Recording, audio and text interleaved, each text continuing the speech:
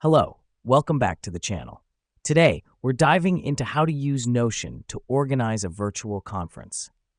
Kickstart your conference organization by creating a new page in Notion, naming it after your virtual conference. This will be your command center, where you'll keep track of everything related to the event.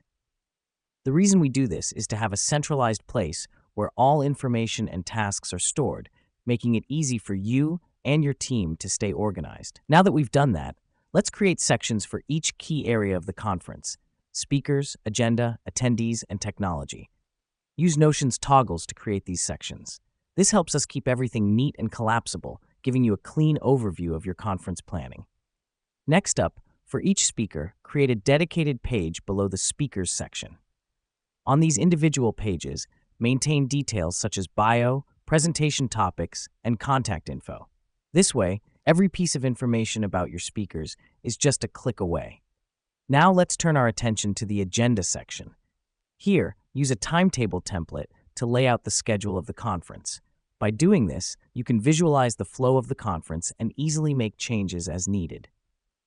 Moving on to the attendees section, create a database to manage your guest list. With Notion's database feature, you can keep track of RSVPs, ticket purchases, and even feedback. This ensures nothing slips through the cracks, and you're on top of every attendee's status. Lastly, under the technology section, note down the tools and platforms you'll be using for the conference.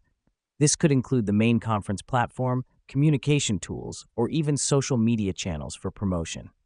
Keeping this list handy helps your team stay coordinated and ready for the conference. And there we have it.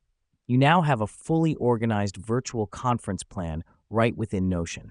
Using Notion for organizing a virtual conference not only keeps you organized, but also makes the process more efficient and stress-free. Thanks for tuning in, and as always, see you in the next one.